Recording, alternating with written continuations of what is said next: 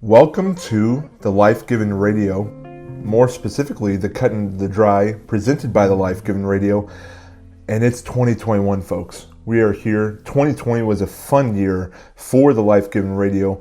Today, we have our special, the Cut and Dry special, which Kip is going to introduce in just a minute, but I just want to thank you all for staying along for the ride in 2020. We're looking forward to 2021 with a lot of excitement because there's a lot of growth happening on this channel, and this podcast is just getting better every episode. With that, I'll hand it over to my co-host, Kip Mock. Thanks, Isaac. So on this episode, we're going to be discussing the relationship between wealth and Christendom.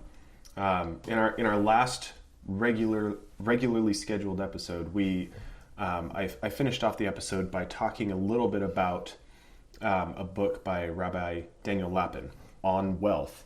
And one of the points that I brought up in recommending that book was that modern Christians have built up this dividing wall between their spiritual life and their financial life. And the reason behind that, I think, is that a lot of Christians have this assumption that wealth is inherently bad. And so they try to separate out their relationship with God and their relationship with money. And I think that's a mistake, because everything that you do in your life ought to be glorifying to God. And I think there is a way to glorify God with your wealth or with your lack of it. But today, since the primary error I see in modern Christians is the error of thinking that wealth is just bad, we're going to talk a little bit about how wealth can be good. Not that it necessarily is, but how it can be a good thing in the hands of a good man. Okay. So to do this, this might be a couple part episode. Yeah. But I'm going to start by reading a speech by one of the prominent characters in Ayn Rand's Atlas Shrugged. This was written in the late 50s, and I just want to say right off the bat that Ayn Rand, her system of ethics is based off of money. And ours is not, obviously. We're Christians. Our system of ethics is built off of the one and only true God. So there are going to have to be points that we make some clarifications as we read through this. But after we do that, we're going to temper the secular perspective by a parable that I think is often overlooked from Luke chapter 16. So let's get right into it. We've got a pretty long passage from Atlas Shrugged to read, and we're going to kind of pause at a couple points and chat about it. And Isaac will probably ask me some clarifying questions. So let's get right into it. This is Francisco d'Anconia speaking from Atlas Shrugged. So you think that money is the root of all evil. Have you ever asked, what is the root of money? Money is a tool of exchange which can't exist unless there are goods produced and men able to produce them. Money is the material shape of the principle that men who wish to deal with one another must deal by trade and give value for value. Money is made possible only by the men who produce. Is this what you consider evil? Have you ever looked for the root of production? Take a look at an electric generator and dare tell yourself that it was created by the muscular effort of unthinking brutes. Try to grow a seed of wheat without the knowledge left to you by men who had to discover it for the first time. Try to obtain your food by means of nothing but physical motions, and you'll learn that man's mind is the root of all of the goods produced and of all the wealth that has ever existed on earth. But you say that money is made by the strong at the expense of the weak? What strength do you mean? It is not the strength of guns or muscles. Wealth is the product of man's capacity to think. Then money is made by the man who invents a motor at the expense of those who did not invent it? Is money made by the intelligent at the expense of the fools? By the able at the expense of the incompetent? By the ambitious at the expense of the lazy? Money is made before it can be looted or mooched. made by the effort of every honest man, each to the extent of his ability. An honest man is one who knows that he can't consume more than he has produced. We're going to pause there because I want to hark back to a few episodes ago. We discussed the parable of the talents, and we mentioned how each servant is judged by his ability, not by his results exclusively. Right. Because remember, the servant who had got 5 talents and came back with 10, and the servant who got 2 talents and came back with 4, each received the same praise from their master. Right. And you see kind of a spark of that here in this last passage where Francisco says, money is made by the effort of every honest man, each to the extent of his ability. And you see it earlier in this passage as well, that he's mocking the assumption that a smart inventor or an intelligent businessman is making money to the discredit of somebody who's not as competent or able as them. Okay. So, and we're going to talk a little bit later about how, while I do believe that money is a neutral tool that can be good or evil depending on whose hands it's in, we do see in Scripture numerous times that money is dangerous. Oh, yes. Because it is easy for fallen man to be corrupted, and I want to be careful how I put that, because I'm not saying that the money is doing the corrupting. It's the man's sinful nature that is corrupting him. He is corrupting the money. Is another way to put it. And Ayn Rand actually says something to that effect later on. I'm gonna skip ahead a little bit here. Okay. And jump back in. This is again still Dan Conia speaking. But money is only a tool, just like what we were just saying. It will take you wherever you wish, but it will not replace you as the driver. It will give you the means for the satisfaction of your desires, but it will not provide you with desires. Money is the scourge of the men who attempt to reverse the law of causality, the men who seek to replace the mind by seizing the products of the mind. That's a pretty dense sentence right there. It is. So I want to flesh that out a little bit. The men who seek to replace the mind by seizing the products of the mind. So essentially what he's saying here is that there are people who try to replace the intelligence, the ability that leads to wealth by just having it. But that end goal is not satisfactory in and of itself. Money will not give you joy. And even the labor that gets you to money will not give you joy. Except in the sense that we see in Ecclesiastes, that there is joy to take in your labor, though it be fruitless in an eternal sense. There is joy to take in that labor. There is not joy in skipping ahead. And I think this is a good picture of why we often see, third generation wealthy people terribly depressed. Because they have the end result, they have what everybody's working for, but it doesn't mean anything at that point.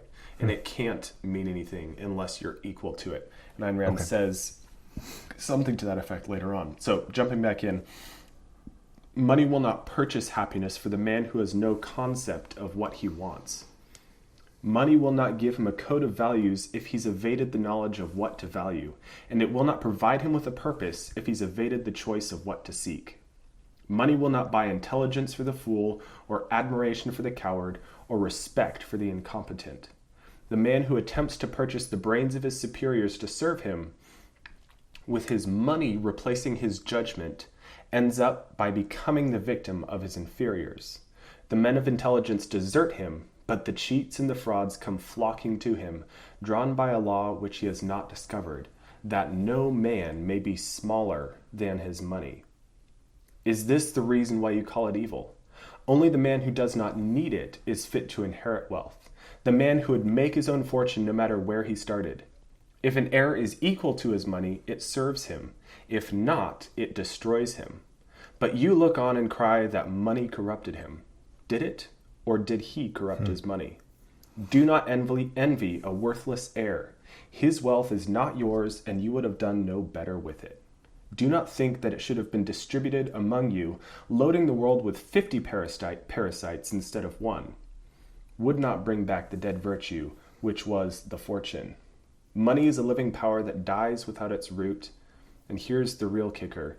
Money will not serve the mind that cannot match it. Is this the reason why you call it evil? So here brings up another point that I want to emphasize, which is strive for no more than you can control. You see this throughout this, and I know we did just kind of discuss this, but the line that money will not serve the mind that cannot match it is a lot more important than it might seem on face value. The more money you have, the more responsibilities you're going to have, right? Your life is going to get more difficult. Right. And if you think that your life is going to get easier if you have more money, you don't deserve to have any money. Because you are not understanding what wealth is. Wealth goes in tandem with responsibility. And the more money you have, the more responsibility you also have. And so if you think that you can just have more money and it will solve all your problems, there is only the tiniest fraction of truth in that concept. Because the more money you have, probably the less you'll have to worry about food, clothing, and shelter. Right. But until you have more wealth, you're not going to understand that that is such a small fraction of what human life is about. We're so blessed by being so far beyond the level of subsistence when it comes to wealth, particularly in America. Very few of us have to go out and farm our food. Right. But if that were the case, there is a scenario in which your entire life could be taken up just by subsistence. Right. Just by growing the food, killing the food that you need to survive. And we are in a country that is not the case for nigh on anybody. And so subsistence is not really the question here. The question is what is beyond that. Right. And any funds beyond that just add complication. It just makes your life more difficult. You end up being responsible for more people. You end up being responsible for more people's livelihoods. If you own a business, there's not only your wife and your kids depending on you for their living. Right. There's your employees' wives and kids, in a sense, depending on you for their living. Because if you don't pay them, they don't get food. Right. So there are levels upon levels of added complexity. And so I think that this line that money will not serve the mind that cannot match it is really important. And the bottom line is strive for no more than you can control. If you can't handle the weight of that responsibility of somebody else's wife relying on you to eat, you don't deserve to have a lot of money. Interesting. So I think I agree with you on the outset of it, on the face of it. Now, how would you figure that with maybe a situation where there's a young entrepreneur who's trying out different things, right? Maybe he gets a loan from a friend to start out a business, or maybe he's saved up and the business booms right away. He's making lots of dough, but this is his first rodeo. You yourself as an entrepreneur know that there are a lot of ins and outs to the business that sometimes you only learn by actually competing in it or getting in and getting your feet wet, right? That's just part and parcel for being an entrepreneur, because you're just kind of doing it yourself. It's kind of part of the definition. So there are a lot of things that you can't control in this world, and I think money can happen to be one of those. Now, there are often circumstances that I'll are leave out of this to you. control, certainly. Okay.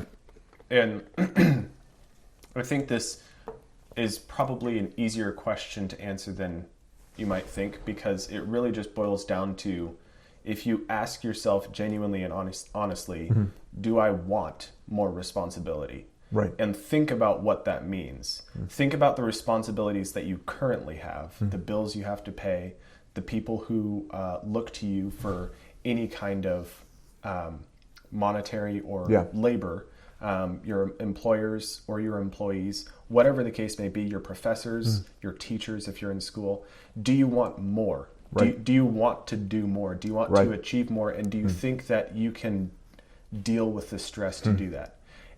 Now, there's always the possibility that you think you are equal to that, and then Right. you get into it and you realize you're not. But at the same time, I think the human mind actually is capable of gauging whether or not that's something that it's equal to. Yeah. I don't think there are many people who start a business and then realize, oh wait, this is actually too much. Okay. You Yeah. either start it and you're like, okay, yeah, this is bad. Right. Because I didn't know what I was getting into the first business I started. And I still don't know what I'm getting into in every opportunity I pursue. But I know that I'm equal to the stress and the responsibility and the load. I know where my limits are and I set them. And the type of person who's not going to be able to handle that type of stress generally just doesn't start a business. There are a lot of variables at the outset. There are a lot of hurdles to jump over. And if you don't get past those hurdles, you won't deal with the stress later on.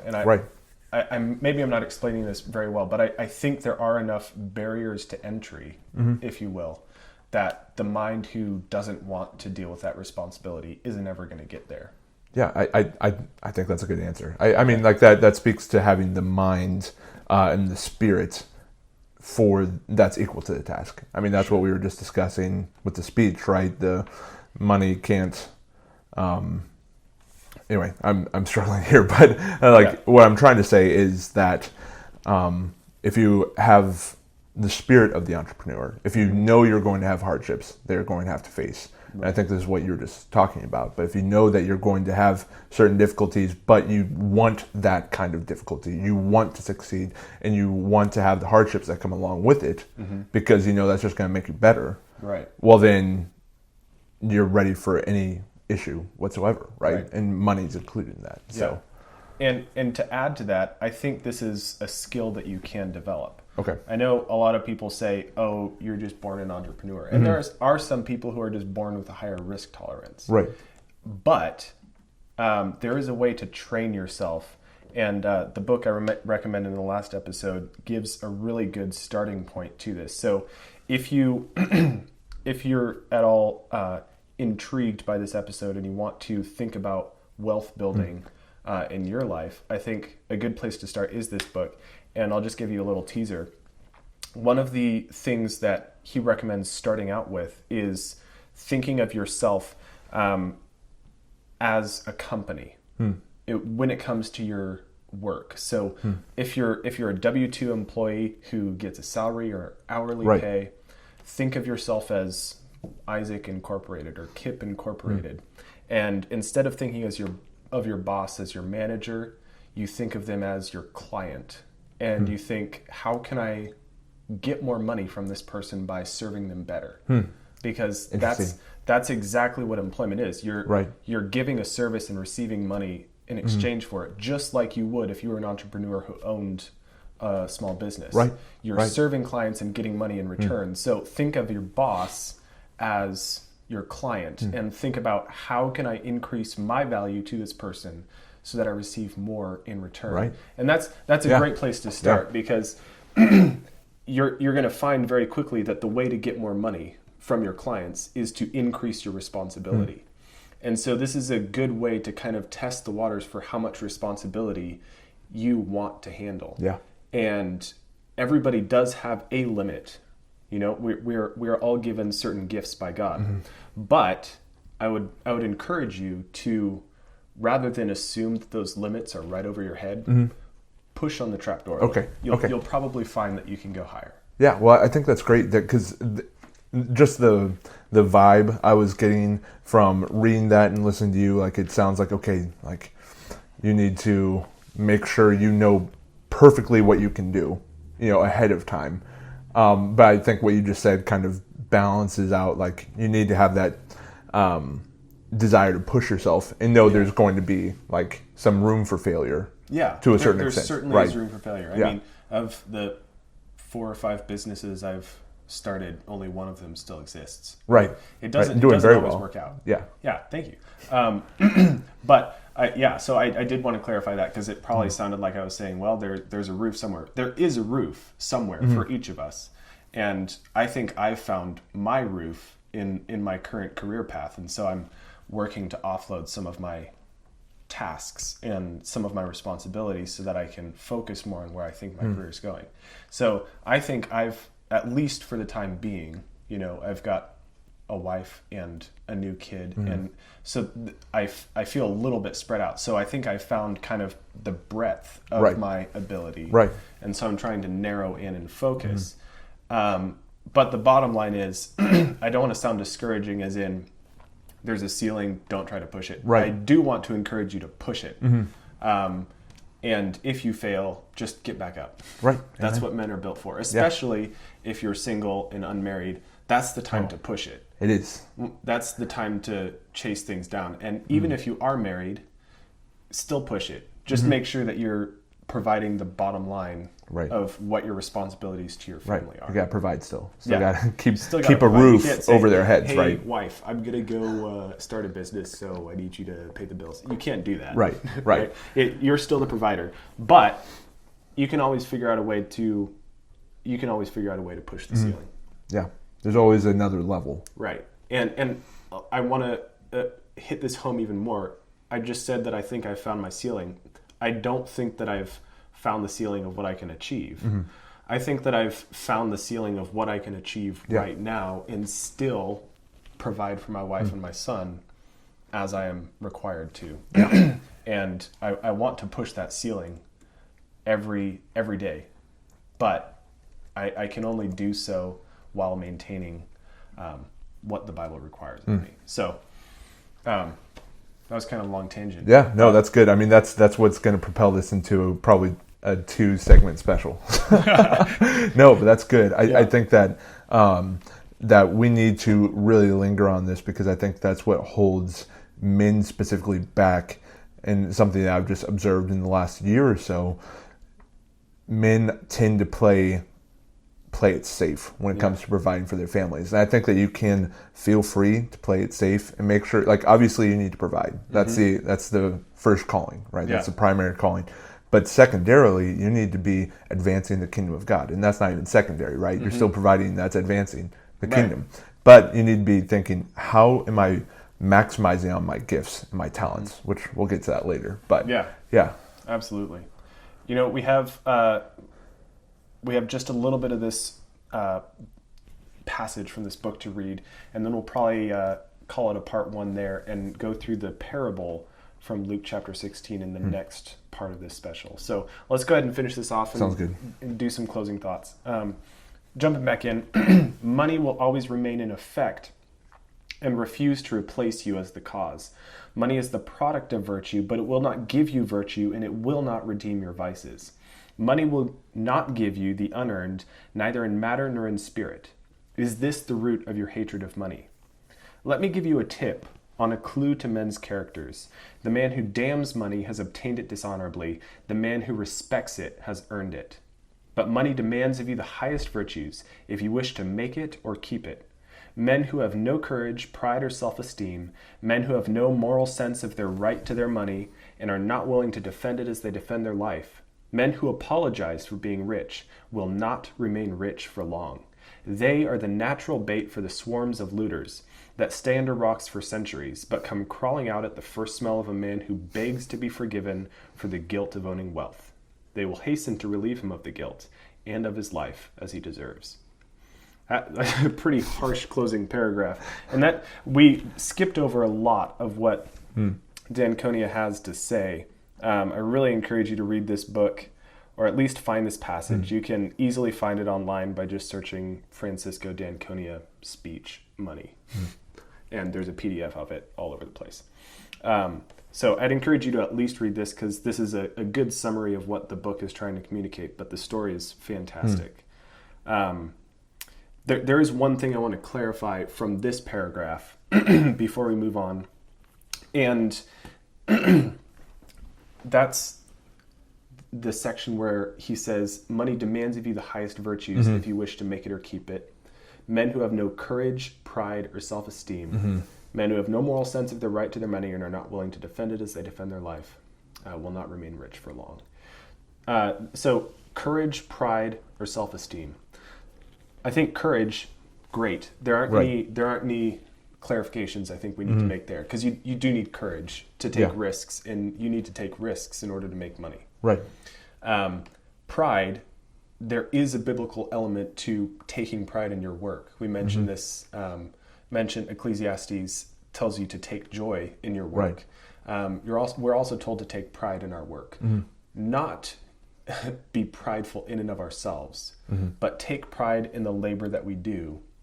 That is our right and our gift from God. But just remember that our abilities are a gift from God. So the pride we take in our work should also be gratitude to God for the ability to do it. Okay. And finally, I want to talk about self-esteem real quick. Harking back to the book by Daniel Lapin, this is just another quick teaser from the book. He says, self-esteem is what you try to gain when you haven't achieved anything and thus don't deserve any self-respect.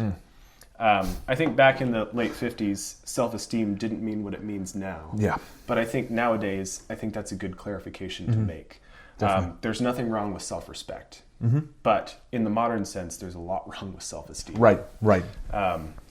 So with that, do you have any closing thoughts before we move on to the second part of the special? I love the moral sense of their right to their money.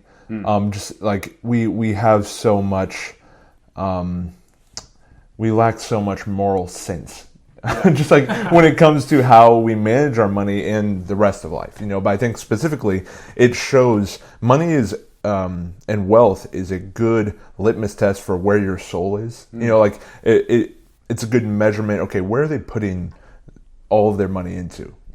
Are they spending it on things that are actually very detrimental to themselves? This is going off on a tangent, but Pornhub makes billions of dollars a year.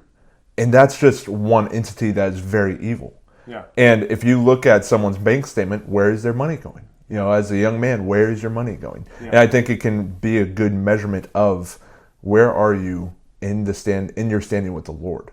So I love that phrase right there, but that entire sentence just really punches hard.